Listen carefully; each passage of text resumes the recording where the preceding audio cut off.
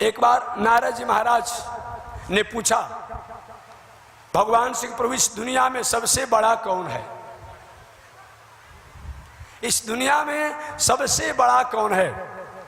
भगवान ने कहा, नारद तुम ही तय कर दो, तुम ही तय कर दो इस दुनिया में सबसे बड़ा कौन है। नारद के प्रभु हमको जब तय करना होता तो आपसे हम काहे पूछते? नहीं, आप तय कर दीजिए। देखिए, कोई बड़ा आदमी जो होता है वो किसी बातों को डायरेक्ट नहीं कह करके इनडायरेक्ट कहता है अपने आप में। ये भी बड़े आदमी का एक स्वरूप होता है, ये भी बड़े आदमी का एक स्वरूप होता है, एक संस्कृति होती है, एक संस्कार होता है, ऐसा बताया गया है। तो भगवान ने कहा, नारद तुम ही बता दो कि इस दुनिया में सबसे बड़ा तुम्हारे दृष्टि में कौन है? नारद कह रहे, महाराज हमारे दृष्टि में तो दुनिया में वही बड़ा है जो बड़ा काम करता है। बड़ा हुआ तो क्या हुआ, जैसे पेड़ खजूर, पंछी को छाया नहीं, फल लगे अति दूर। अरे बड़ा वही होता है जो बड़ा काम करता है। भगवान कहते, नारद बता दो आखिर कि इस दुनिया में सबसे बड़ा कौन है?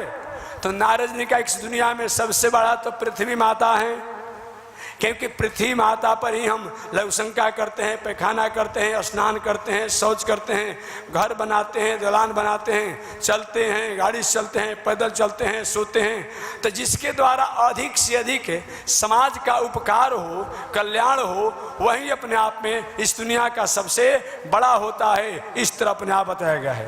तो भगवान ने कहा, चलो मैं मान लिया कि इस दुनिया का सबसे बड़ा अगर कोई है तो अपने आप में पृथ्वी माता है।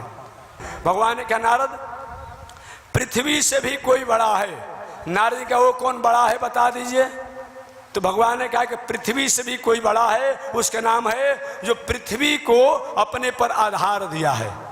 जो पृथ्वी को अपने पर आधार दिया है उनका नाम है शेषनाग जी।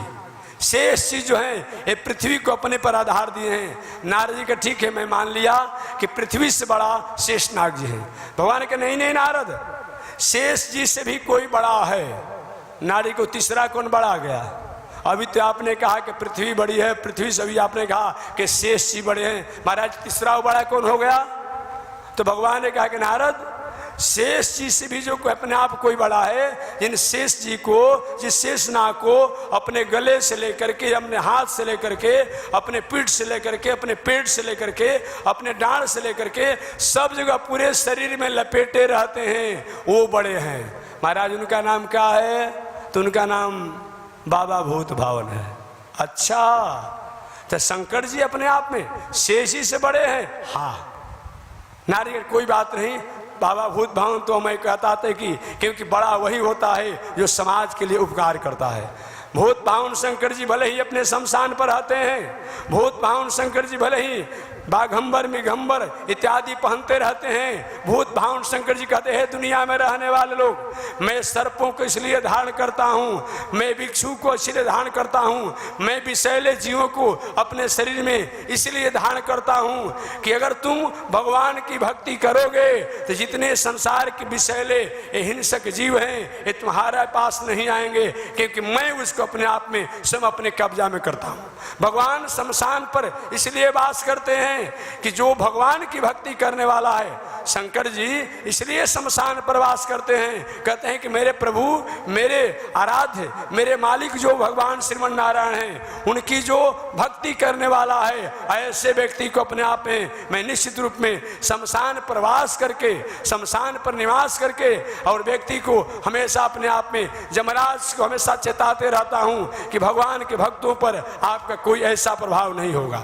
इसलिए बाबा भूत भावन शंकर जी शमशान पर वास करते हैं। तो हमारे भगवान ने कहा कि नारद शेष जी से भी कोई अगर बड़ा है, उनका नाम है अपने आप में बाबा भूत भावन शंकर जी। चलो महाराज ने मान लिया।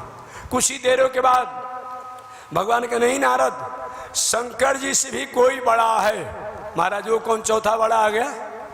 अभी तो आपने कहा कि नहीं, सबसे बड़ी पृथ्वी माता है, पृथ्वी से बड़ा शेषनाग जी है, शेषनाग से बड़ा अपने आप में बाबा भूत भावन शंकर है, और अभी आपने चौथे का नाम बता दिया, वो कौन बड़ा है? भगवान ने कहा नारद, उन शंकर जी को भी, उन शंकर जी जो शेष जी को अपने आप में अपने शरीर में लपेटे रहते हैं, ऐसे शंकर जी को भी जो अपने अंगूठे पर उठा लिया, वो सबसे बड़ा आदमी है। वो कौन है जी?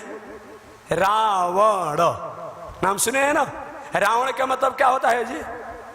रावयति मर्दयति इति रावण, या जो सम रोवे या दूसरे को रुलावे, या सम दूसरे को रुलावे और बाद में अपने रोवे, स्वयं दूसरे को कष्ट दे और अपने भी कष्ट को प्राप्त करे, उसका नाम क्या है?